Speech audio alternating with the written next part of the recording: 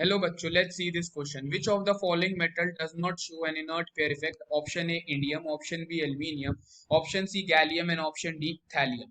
अब इस क्वेश्चन को समझने के लिए हमें सबसे पहले एक इम्पॉर्टेंट की कॉन्सेप्ट के ऊपर ध्यान देना होगा, एंड दैट की concept is the inert pair effect.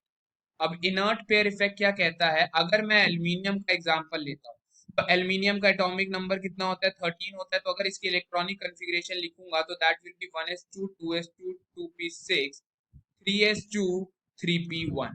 तो जनरली एल्यूमिनियम क्या करता है? वो 3 इलेक्ट्रॉन लूज करके एल्यूमिनियम 3 पॉजिटिव बनाता है. तो इसकी इलेक्ट्रॉनिक कॉन्फ़िगरेशन क्या हो जाती है एल्यूमिनियम 3 पॉजिटिव की? 1s2 2s2 2p6.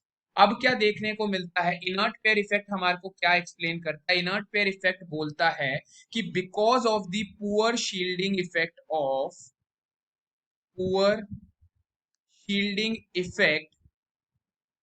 Of inner D and F orbital, जो इनर डी और एफ ऑर्बिटल होते हैं उनके पुअर शील्डिंग इफेक्ट की वजह से जो आउटर 2s इलेक्ट्रॉन होते हैं उनके ऊपर क्या होगा?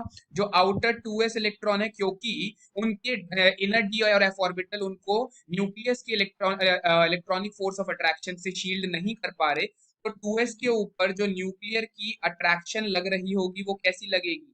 कम लगेगी कि ज्यादा लगेगी? न्यूक्लियर की अट्रैक्शन जो है, न्यूक्लियस की अट्रैक्शन उसके ऊपर बढ़ जाएगी, जिसकी वजह से उसको आयनाइज करना क्या हो जाएगा? डिफिकल्ट हो जाएगा. आयनाइज करना उसको क्या हो जाएगा? डिफिकल्ट हो जाएगा. और उसकी वजह से जो इनर 2s और इलेक्ट्रॉन होते हैं वो बॉन्डिंग में पार्टिसिपेट क्या है? नहीं कर पाते हैं. तो यही सेम अगर मैं एल्यूमिनियम का केस लेता हूं तो बिकॉज यहाँ पे हमारा डी एन एफ ऑर्बिटल जो है वो क्या है? एब्सेंट है. तो जिसकी वजह से जो इनर 2s ऑर्बिटल होते हैं, ये जो 2s ऑर्बिटल हैं इनके ऊपर न्यूक्लियस का फोर्स ऑफ अट्रैक्शन काफी ज्यादा लग रहा होगा, इसकी वजह से बॉन्डिंग में पार्टिसिपेट नहीं कर पाते. जैसे जैसे हम डाउन द ग्रुप जाते हैं, एल्यूमिनियम के बाद हमारा कौन आएगा? गैलियम आएगा हमारा. देन हमारे पास कौन देखने को मिलेगा? इंडियम. एंड देन हमारा थैलियम देखने को मिलेगा. अगर हम इस तरीके से देखते हैं डाउन द ग्रुप, हम जो जितने भी हमारे पास हैवी एलिमेंट्स होते हैं उनके केस में क्या होगा? हमारे पास हैवी एलिमेंट के केस में इनर्ट पेयर इफेक्ट हमारे को देखने को मिलेगा. क्योंकि इनके केस में इनर्ट पेयर इफेक्ट क्यों देखने को मिलेगा? बिकॉज इनके अंदर क्या होते हैं? डी और एफ ऑर्बिटल होते हैं. क्योंकि एल्यूमिनियम में डी और एफ ऑर्बिटल ही नहीं है तो यहाँ पे हमारे को इनर्ट पेयर इफेक्ट क्या है? देखने को नहीं मिलेगा. इनर्ट पेयर इफेक्ट यहाँ पे एब्सेंट होगा.